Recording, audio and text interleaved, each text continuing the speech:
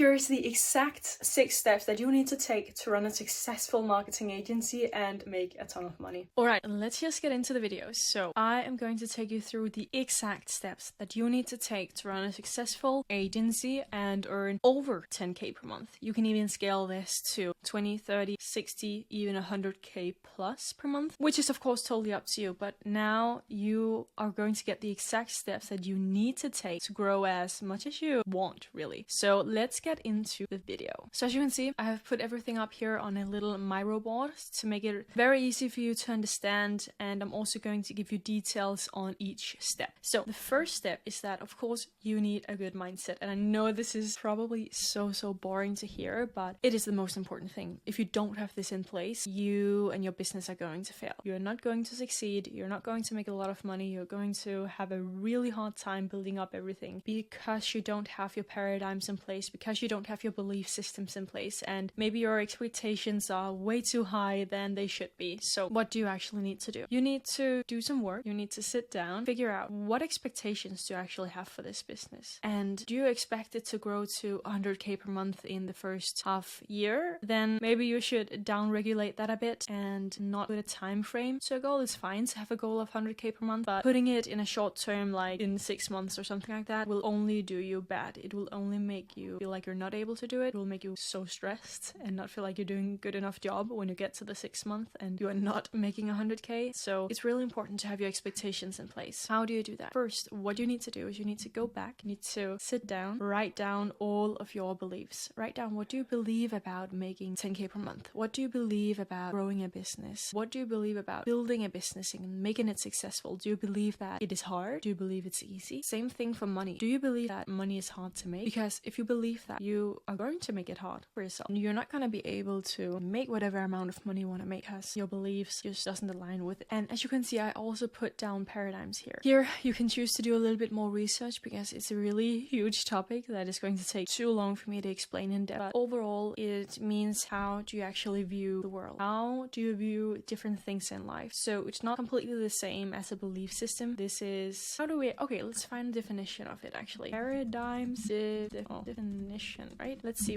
how we can define it. Yeah, so a typical example or pattern of something. All of our actions, our personal life choices, our professional and our medical practice decisions are heavily influenced and at times strongly directed by our personal paradigms. Meaning, if you have a certain paradigm, that is going to influence how you live your life. It's going to influence your actions and your thinking and your beliefs. So it is extremely important. It also goes back to the money thing. If you believe that money is extremely hard to make because maybe you grew up with parents who told you that, oh, it is so hard to make money, we're not making enough, we can't afford the expenses we have this month, or whatever it might be, right? All of your experiences feeding into your paradigms. And this can be really hard to figure out on your own, especially in the beginning, because you've probably never thought about this before. What I would recommend you to do is I would recommend you to go to Charlie Morgan here on YouTube and watch his videos. He has made a lot of videos regarding mindset, regarding beliefs and paradigms, and he's gonna be able to tell you it in a so much better way than I ever could. So go in and check that out. It's gonna change your life. Seriously. If you get this wrong, you get everything else wrong. So make sure to do the work and really get a good understanding for it, because it's gonna make everything a ton easier for yourself to do it. Alright, so what do you actually need to do? This is also regarding mindset. What do you need not to do? So what do you need to do? Yeah, of course, you need to plan your days. You need to figure out what steps you actually need to take every single day towards achieving your goal. What do you not need to do? You don't need to go out party every single weekend. It's gonna take away focus and energy from what really moves the needle. So do the work. Lifestyle. Think about how do you live your life. So there's some things that you can do to make your life regarding business even easier. As an example, for some people, it can be food. Eating crappy food can be, or is, extremely bad for you. It can actually make you not able to focus, not able to concentrate, and do a lot of bad things business-wise. So even such a small thing as changing how you eat, how you sleep is huge. Think about how you live your life critically and then change the things that need to be changed. Okay, let's move on to step 2. This step is all about niche and offer. You need to decide on a model. So what do you need to do? You need to choose one niche, one offer, one service, one model. I don't want to see anyone choosing 3 different niches, 2 different offers, and 5 different services, and maybe also 2 models, because, well, we want to do everything, right? We want to make our chances big for succeeding, so we need to do everything. We need to test out everything so we know exactly what is working. This is not correct. This is gonna do you so much more harm than good. In fact, it's not gonna do you any good at all. So please stick on one niche, one offer, one service, one model. But how does this actually look like? So for me, my niche is clinics, more specifically med spas. No, this is not to say that you should choose med spas. In fact, I would probably advise against it, not because I'm in it myself, but because a whole lot of people are in it. You can probably call it saturated, but I wouldn't call any niche saturated because you can always succeed. You need to be better than the other people. There's always space for a lot of us, but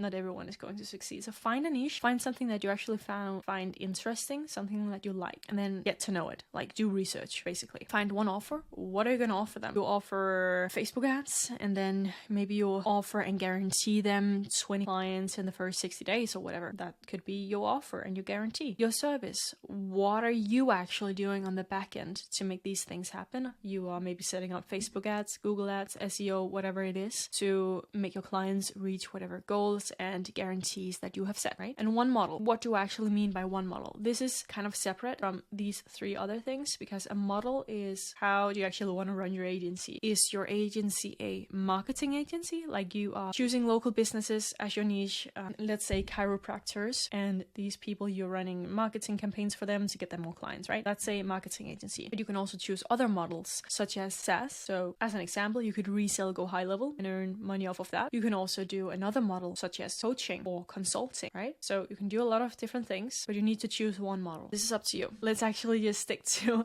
step 2 for a while, because we need to have a look at niches, because I want to give you some examples. So first here, we have 20 examples of niches. There is none of these that are right. None of them are wrong. These are just examples. Some might be more saturated than others. This is just examples. Real estate, med spas and cosmetic clinics, beauty and hair salons, roofers and construction services, restaurants and food services, e-commerce, fitness and personal training, dental, legal services and law firms, automotive dealerships, travel and hospitality, financial services and advisors, educational institutions and online courses, chiropractors, roofers, fashion and apparel brands, or I don't know how you pronounce it, whatever, technology and SaaS companies, pet services and products, health and wellness products, event planning and management. And yes, these are all just fine niches. Let's move on to this one. We have some other niches here. I've chosen 5 that are a bit different. So luxury real estate. Yes, there is a need for the service. There is a lot of potential for growth. It is high ticket and it's really exclusive. Wealth management and financial planning services. Financial advisors and wealth managers need a consistent pipeline of affluent clients needing investment, retirement, and financial planning advice. Also high ticket. High-end medical aesthetics and cosmetic surgery. This is a little bit different than med spas or aesthetic clinics. These clinics rely on attracting new clients interested in cosmetic procedures and treatments. This is also a lot more high ticket because, of course, if it's cosmetic surgeries, well, it's a lot more high ticket. It could probably be 3, 5, 10k plus for these procedures, which is also going to mean that when you choose a niche that are more high ticket than others, you are going to be able to make more money because, one, these people have more money to pay you. When you get them clients, these clients are more worth to them, so it becomes profitable a lot faster. Number 4, B2B software as a service. As an example, SaaS. I think you already know what that is. If you don't, search it up on YouTube, watch a video. It's great. Let's go down to the last one. Private aviation services. So companies offering private jet that are looking for people who want that, right? Doesn't need to be people that are looking to buy a private jet necessarily. Rent can also be, but I hope you get the point. Now let's move on to step 3, outreach. Step 3 is now where all the fun is going to happen. Now you need to find outbound systems and inbound systems. Of course, outbound is going to be a lot faster. It's going to show you results a lot faster. Here you need to write out SOPs, standard operating procedures. The reason why you need to do this is what it means. You need to write down exactly how do you do the outreach, what do you write in the outreach, how do you do it step by step. So when you need to hire people, you can give it to them and it's going to be so much easier. Short and long format outreach. This is for outbound, okay? So you need to write down a short message and a long format message that you can send out to people. Then you also need to create reply flows. So what are you going to reply when people have questions or when people just reply to messages? That's also really important because you want to have it written down very concretely in these SOPs. So every time you get a reply, you know exactly what to reply to them, okay? Where are you going to do the outbound outreach? You can do DM, Facebook, Instagram, TikTok, LinkedIn, Snapchat, Twitter, all these platforms, right? Of course, you can also do email outreach, cold email outreach. You can do cold calling, which is very effective. Here you of course need to write down a script. Same goes for email and SMS campaigns. Run SMS campaigns via Go High Level. You can get a 14-day free trial using my link in the description, plus get a free coaching session where I can coach you, tell you exactly what you need to do to grow your business. But you don't need to. So here is the outreach methods you can use. Inbound systems. This is of course something that is a lot more long-term. You also need to write down SOPs. How does it work? What inbound systems are you using? How are you using it? What do you need to use it, etc. Write down reply flows. So when you get an inquiry inbound, what can you reply to them? What exactly are you going to do? Are you going to send them a reply? Are you going to give them a call? What type of inbound? Are you building up a Facebook group? Are you building up an Instagram with a lot of followers? Are you building a profile on X or Twitter that's going to get you a lot of inbound coming in, right? What type of inbound is it? You need to figure that out yourself. Depends on your niche, depends on your product, okay? A longer talk. How are you going to do it? What expectations do you have? You need to really down-regulate your expectations because inbound is a long process for most people, and of course it's going to be very worth it. So these are the outbound and inbound systems. Step 4. Now you have all this in place. You should already be getting meetings on a consistent basis. It's going to take you some time or actually figure out the right way to do it, what works the best for you, what is actually going to convert, metrics, what's best, etc. So maybe you need to test out different outreach methods to book meetings. But once you have figured that out, you should be getting meetings on a consistent basis, which means you're booking meetings. Now you need to close meetings, which means you need to practice sales. This for me has really been a journey. It's not going to be easy. It's going to take time. You really need to practice it. How do you do it? You can view YouTube videos, but please only view one creator. There is a million different ways to do sales. You need to figure out how you want to do it. The worst thing you can ever do is go on YouTube and watch 10 different creators trying to teach you how to sell. It's not going to work because everyone is doing it differently. So find one method, stick to that, keep improving and keep practicing it. Once you have written down a script, you need to stick to that and you need to test it out for a minimum of 30 calls before changing anything. When you go ahead to change some things because you want to get your metrics better, only change one thing at a time. So important. So this is what you need to do. A little tip here is also at least once a week, even I would do it every single day if you have the opportunity to do it, then go back and listen to your previous sales calls, especially the one where you closed them. Okay. Step 5, service delivery. Okay, what service are you offering? Are you offering Facebook ads? Are you offering SEO, Google ads, review campaigns, softwares like SaaS? Are you reselling this? Are you doing coaching? Are you doing consulting? What do you do? Figure this out, and then yes, your first couple of clients might not go that well. That's completely normal. You need to practice, and you are only going to practice when you get clients. So that's absolutely fine. What you can do is you can sign a few of your first clients on a good deal. What do I mean by this? What I mean is you can give them a discount where they get this discount, but in return, you get a video testimonial after the first 30 days, if they are satisfied, of course. What this does is that, well, you're gonna sign more clients faster because they get a discount, and also if they are happy, you get video testimonials, which is worth so much. Like, it is really, really good to have as soon as you can get it. So this is the best way you can go about it. Make sure to just sign people on a good deal. Don't work for free, but give them a good deal, make them do a video testimonial. Really important. So this is how it looks now, guys. These are the steps you need to take. We have covered step 1, which was mindset. Step 2, niche and offer. Decide on a model, decide on your niche and offer and your service. Then you need to do outreach. Then you are booking meetings. Now you need to get better at selling. You need to close more deals. Now you have signed some clients. You need to improve on service delivery and actually learn how to do it and learn how to do it properly so that you get more confident and you can close even more people because you get confident, okay? And you have video testimonials to show so you can close even more people, and it's all feeding into each other. Now you pretty much have everything in place, okay? So what do you do? Now you're going to scale. And yes, it's a broad term. How do you do that? You simply do more volume. Do more of what is already working. You also need to start looking at hiring, building up a good team. You should not be hiring people before. I've even tried US, the UK, most people from Philippines. It's hard. Yes, they have like okay work ethics and they want to do the work, but it's hard. Like, it is really it is really hard to actually build a good team. That's the most important thing.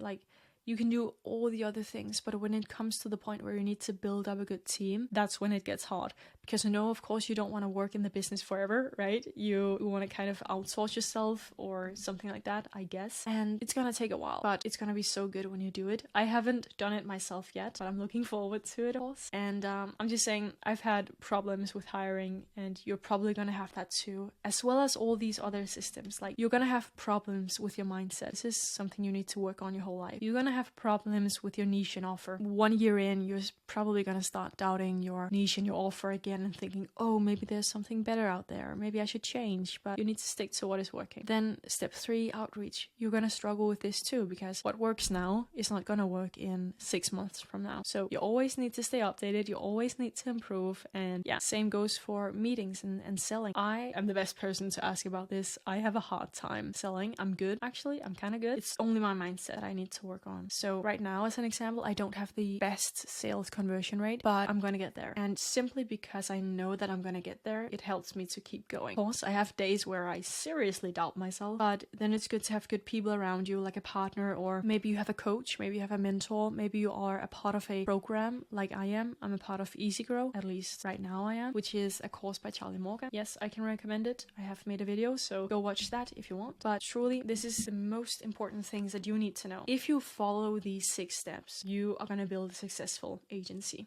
Try not to hold me down, feel alive when I'm in this town.